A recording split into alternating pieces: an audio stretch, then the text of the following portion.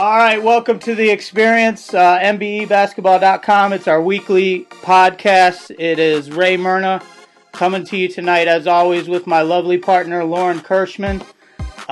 You can find her in the Pittsburgh Sports Report every month on the regular. You can find her at NBEbasketball.com. She's a budding superstar in the journalism field. And tonight we're glad to welcome Kent State head coach Rob Senderoff to the program. Rob, thanks a lot for joining us.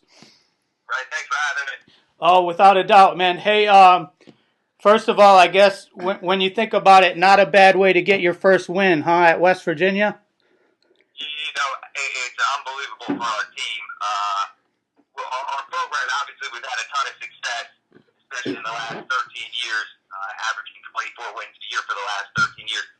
This was the first regular season road win over a BCS school since 1970.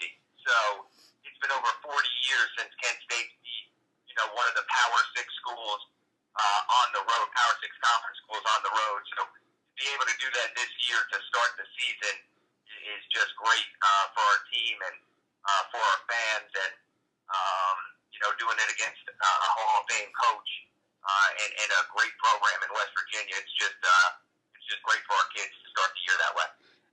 Did Huggins have any nice words for you afterwards, or was it just a quick handshake? Congratulations. Coach Huggins the night before invited me to his radio show, and we spent about an hour and a half together, which I was really appreciative of the fact that he would do that, because to me he's one of the icons in college basketball, and he obviously has a really young team with 6 freshmen in his rotation, and we brought back 4 starters from a team that won 25 games the year before.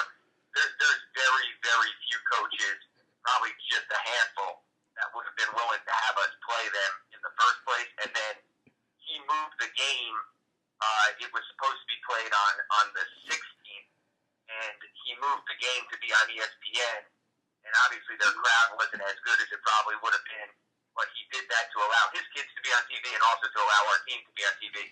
Yeah. And, I'm really appreciative of what he did. Now, after the game, we just shook hands, and that's all I would have expected. But the night before, and the fact that he was willing to play us, it really speaks volumes about him as a coach and as a person. Without a doubt, I think one of the things that people really don't understand about Huggs is that he's a really nice guy. No, he's unbelievable. He's unbelievable, and the way he treated me, I couldn't have been more appreciative. He's certainly somebody that I look up to as far as being just one of the icons in coaching. It's funny because the night before we played him, we were practicing, and their practice had just ended. He was sitting around for about 15 minutes before we started, and I'll tell you right now, I thought our kids were nervous starting practice because he was there. So I got a little bit. I was like, dang, these guys, we had practiced really well the 2 days prior, and then Monday night we practiced in Morgantown, and I sort of felt like he spooked them a little bit. So I was a little bit worried after practice that Coach Huggins being around might have affected our guys, just his presence, because he's just got that type of presence about him. He's a gigantic man. He definitely has a presence. The one thing that's so cool about him as well is and I know we're not here to talk about Bob Huggins, but this is fun. He comes out before games. Like, he'll come out with 20 minutes on the clock and just sit down and talk to people on the bench. You don't see a lot of head coaches do that. You know what I mean? Yep, I don't do it. I'm too nervous. So and I've only coached one game, but I certainly was too nervous to go out of the locker room. I wasn't sure I wanted to go out when the game started. I think let me stay in there, but you know what? There's just certain guys that are legendary coaches. He's one of them, and again, for me personally, to be able to play our first game against him, it was a great experience, and then for us to be able to win.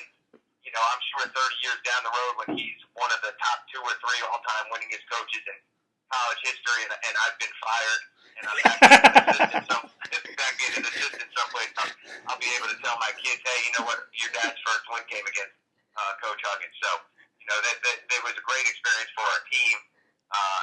For me, I'm just glad we won. I don't care who it was against. I'm just glad we got a win. Right, right. Hey, could you talk about your background a little bit, Rob? Where you come from, some of your influences, and how you got into coaching? Yeah, I'm from New York, upstate New York. Actually, I don't consider myself upstate, but everybody I recruit from the city considers me upstate. I grew up in Spring Valley, New York, which is 25 miles north of Manhattan. I went to Spring Valley High School. I was a very, very average. Actually, that's probably being a little polite. I was a bad basketball player in high school, and I got cut from a Division III team. SUNY Albany is where I went to school. It was a Division III school at the time. I got cut as a freshman from the team, and it just so happened at the time the assistant coach, his name was James Jones, who's now the coach at Yale University. He was an assistant at Albany, and back then at a Division III school, the assistant did everything. He ran the JV team. He did scouting for the varsity team. He just did so many things that he asked me if I wanted to help him out, and I did because I was, I just loved basketball, and I was upset that I could no longer play. Although I understood why. I wasn't very good, so I helped out with his team and with the varsity team. Doc Sowers was the head coach there. His son is an assistant at Seton Hall right now, Steve Sowers, and just helped out. And then from there, went to Miami of Ohio as a grad assistant. When I was at Miami, Charlie Coles was an assistant coach the first year. James Whitford, who's the associate head coach at Arizona, was a grad assistant with me. Brian Blaney, who's an assistant coach at Providence, was with me. Jim Christian, who's the head coach at TCU, was with me. And then Herb left, Coach Senderoff left Arizona. Coach Coles became the head coach. And then Thad Matta came to Miami of Ohio as an assistant.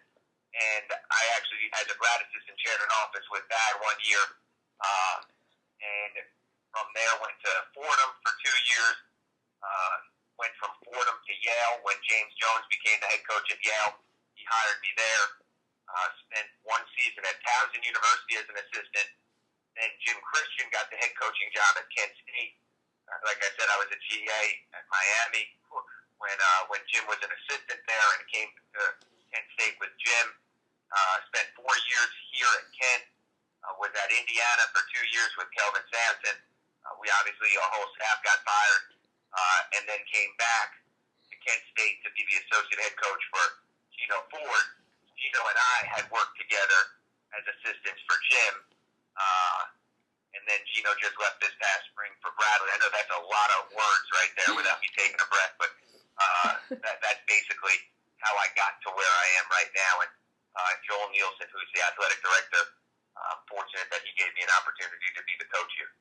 Hey, I know they talk about Miami of Ohio being the cradle of coaches in football, but sounds like they need to readjust that to include basketball. Yeah, it's amazing because right before I got there, Sean Miller was an assistant, and he had just left.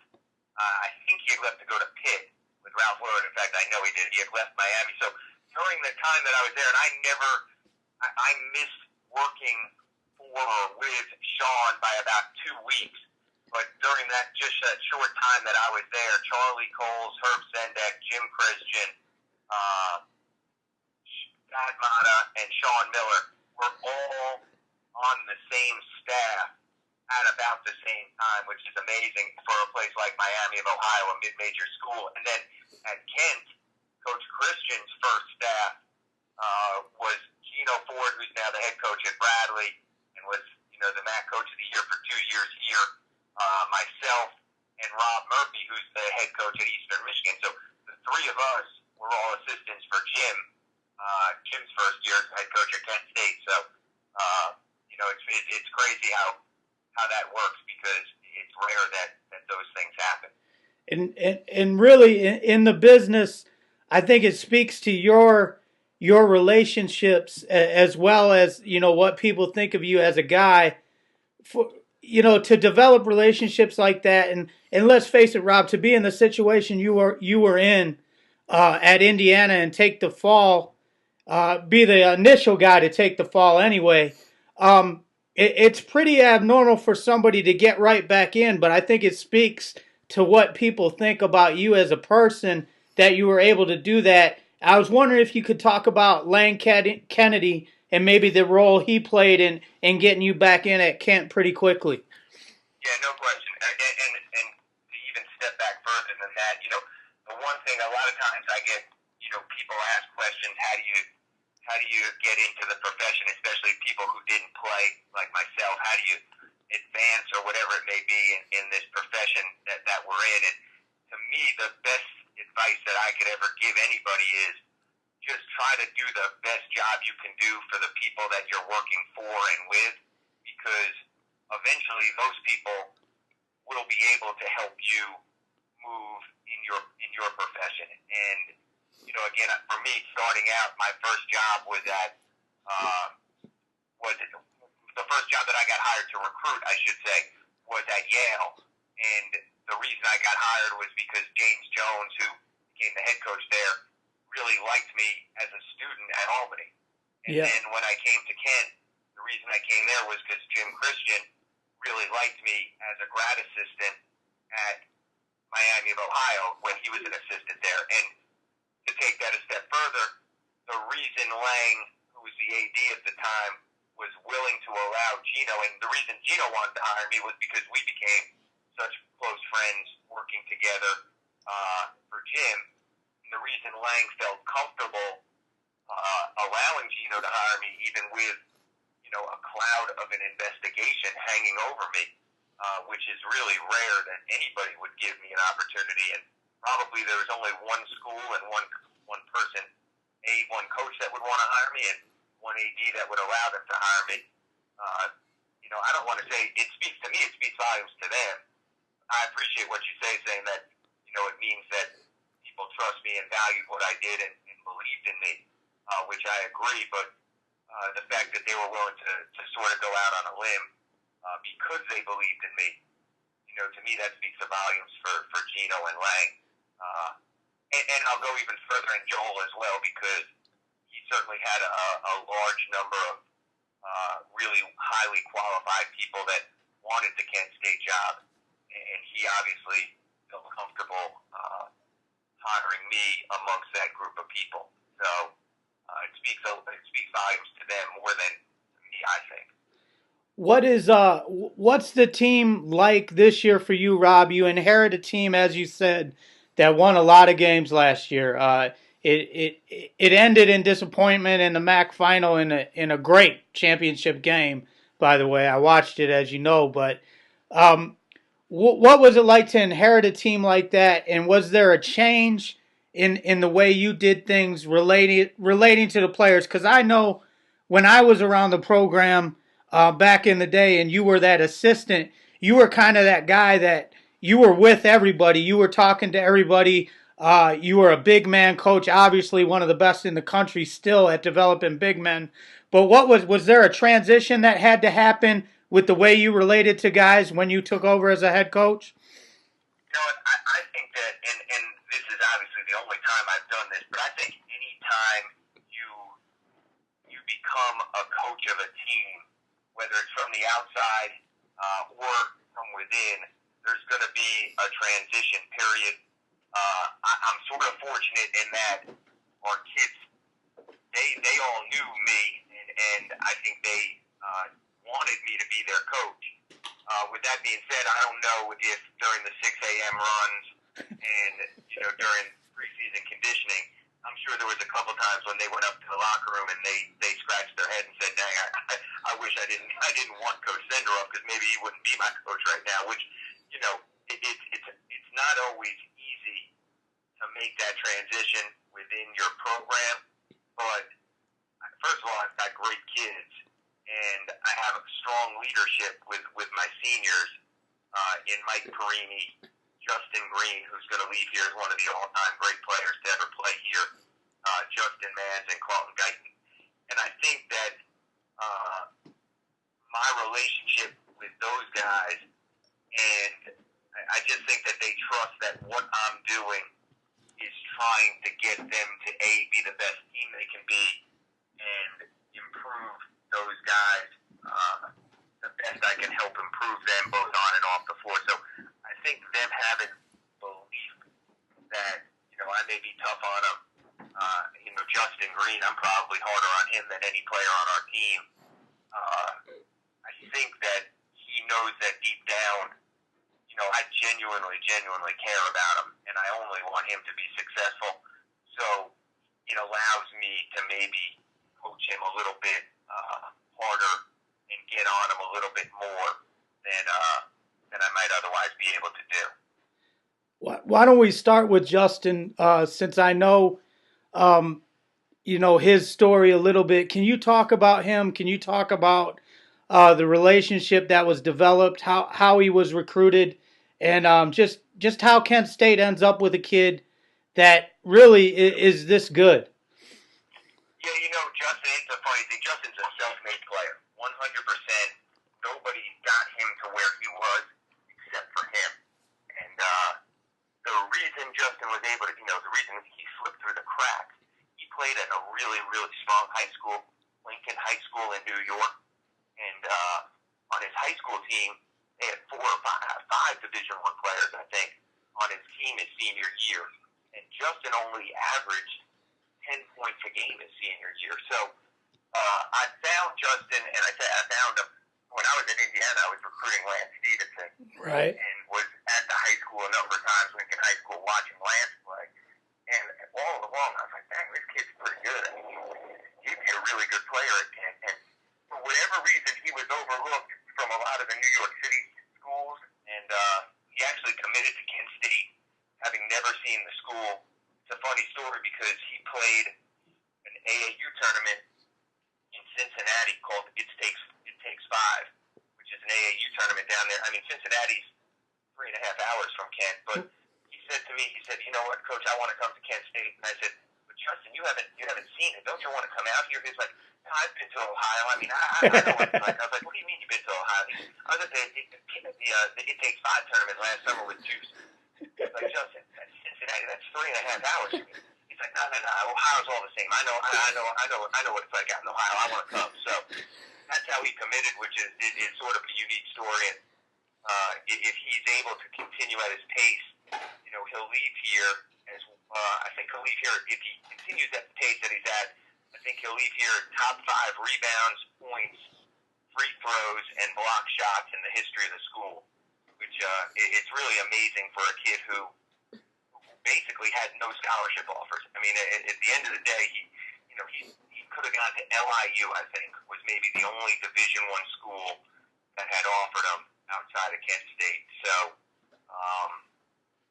it's a great story, and I think it's worked out really well for him, and obviously it's worked out really well for us. Yeah, it's a good thing he decided to get out of Brooklyn, huh? Because that's LIU Brooklyn. Yeah, no question. And I think, one thing, and we have a couple of New York kids on our team.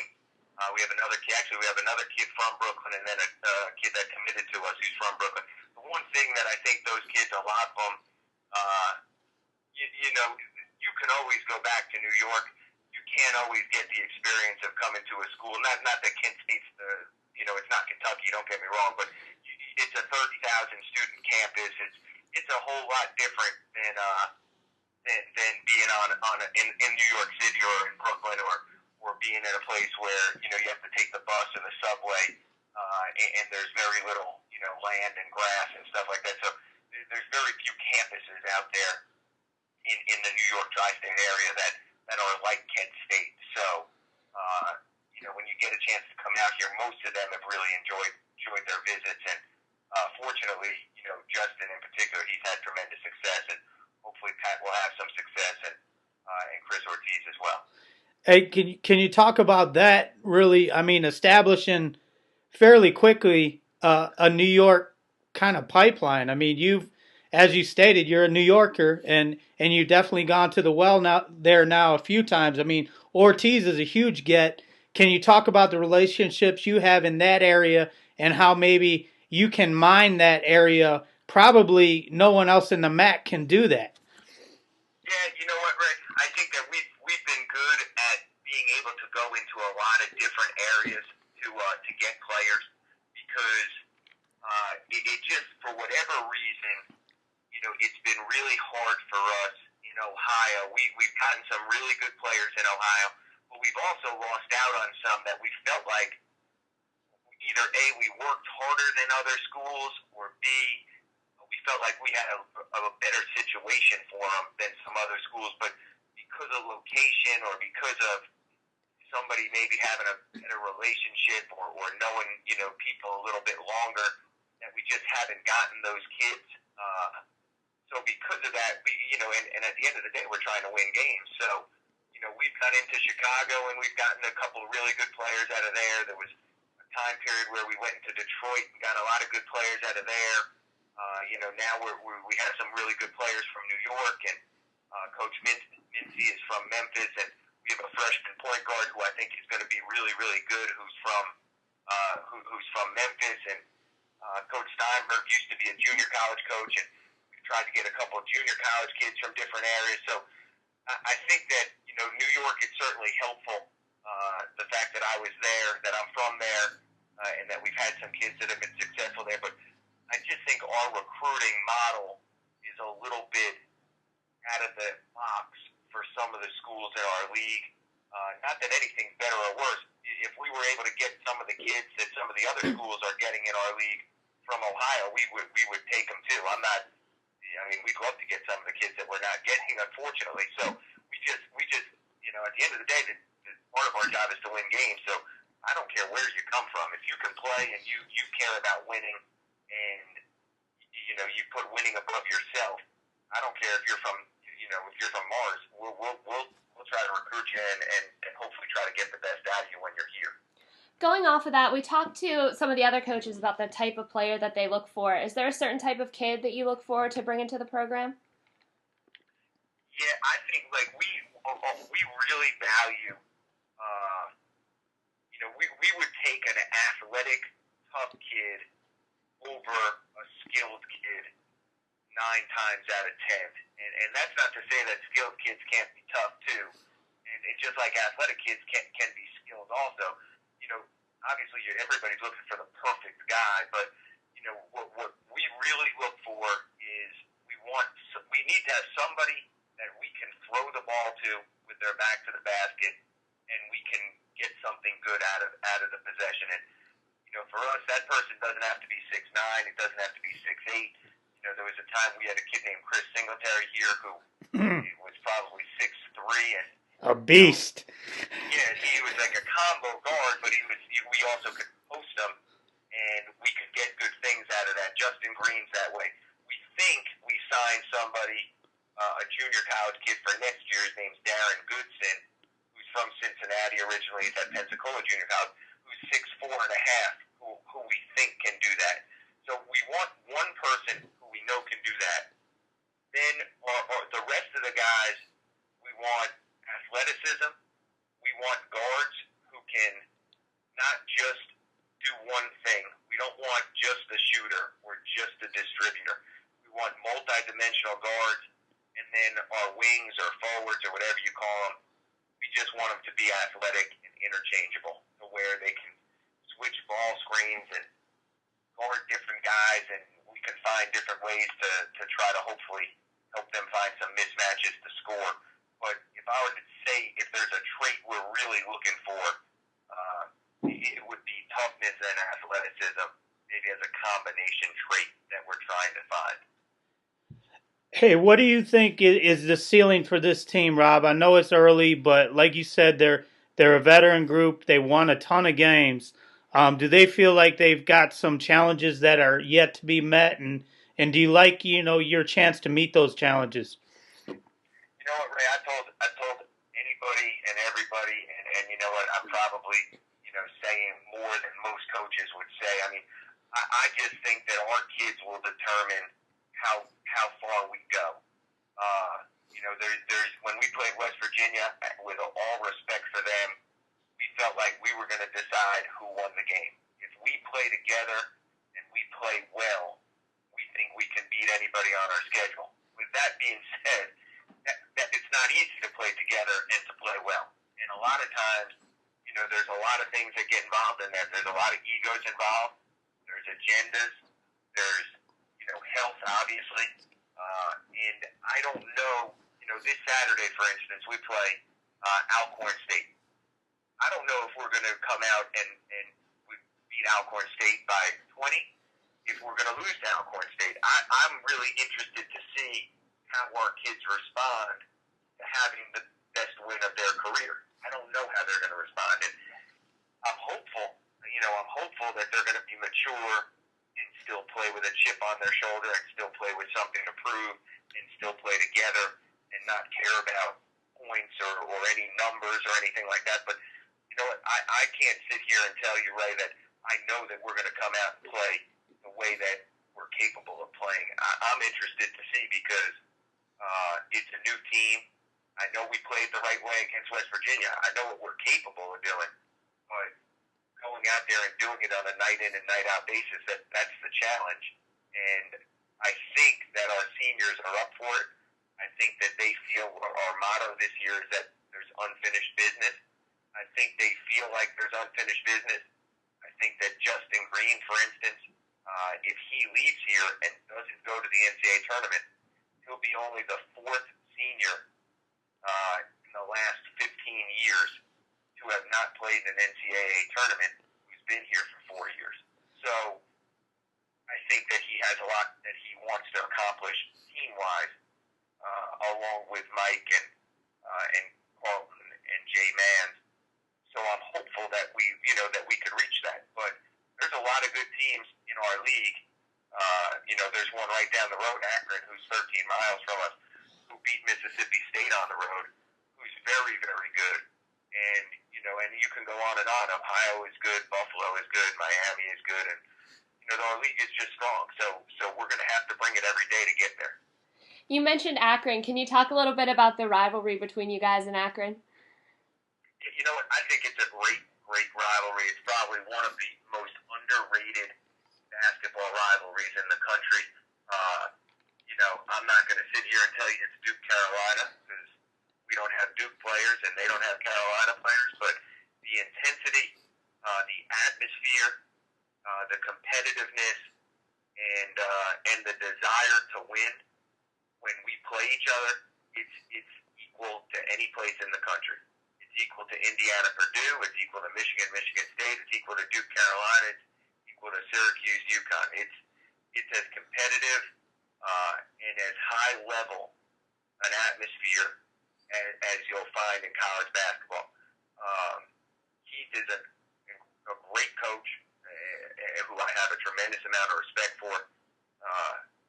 I just hope they lose 2 games a year, those two to us. But I know how hard it is for us to beat them, and I know how hard it is for them to beat us. And I think there's a lot of mutual respect amongst the coaches for each other's programs. But there's also a lot of competitiveness that we both want to win those games. I'll let you go on this one. And again, Rob, we appreciate the time you've given us tonight. But I'm wondering, what are some of the challenges non-conference ahead of you after Alcorn State that maybe can put you in a position, if you have a successful conference season, to maybe be in that position for an at-large bid should you not, win the MAC tournament championship? Well, after Alcorn State, we play Cleveland State at home on Tuesday, which is, again, outside of Akron, that would be our next biggest rival. And Gary Waters, who's the coach there, is another great coach. I mean, the one thing that I don't think can be emphasized enough is Northeast Ohio, this year in particular, with Kent, Akron, and Cleveland State all within 30 miles of each other. I mean, Cleveland State just went to Vanderbilt, who is the number 7 team in the country, and absolutely, just dismantled them. I mean, they just picked them apart piece by piece. So they're very good. And we have them coming to our place Tuesday night, which will be a great challenge. We also have UAB, who was in the tournament last year, Moorhead State, who was in the tournament last year, both of them at home. We play at James Madison, who preseason was picked 3rd in the CAA. The CAA obviously has had teams in the Final Four the last 2 years, so they're picked 3rd preseason in that league. We play at Utah State. Utah State coach Morrow, I don't know it all, but I do know that his record at home over the last 15 years or something was like 191-30 13. Yeah, they don't lose there. Yeah, they don't lose in that building. So that's going to be a big challenge for us when we play out there. And then later in the year, assuming that we're playing well, we have a bracket buster game, which will be at home, which I don't know exactly who it'll be against, but I'm hopeful it'll be against a team that could help us if we were to win RPI wise. Hey, once again, I appreciate the time, Rob. Best of luck, and for everyone listening, I don't think it's not going to be a huge shock if Kent State and Akron aren't tipping the ball off Saturday night at the Quicken Loans Arena in March for the MAC championship game. March 10th, right? Yeah, March 10th. I was there for many years, as you know, brother, and the one constant was always Kent State and Akron always made big runs. So, I appreciate you having me, and as you know, if you need me for anything, let me know. Just give me a call, okay? Thank you. I will, Rob. Thanks a lot again. Have a good one, man.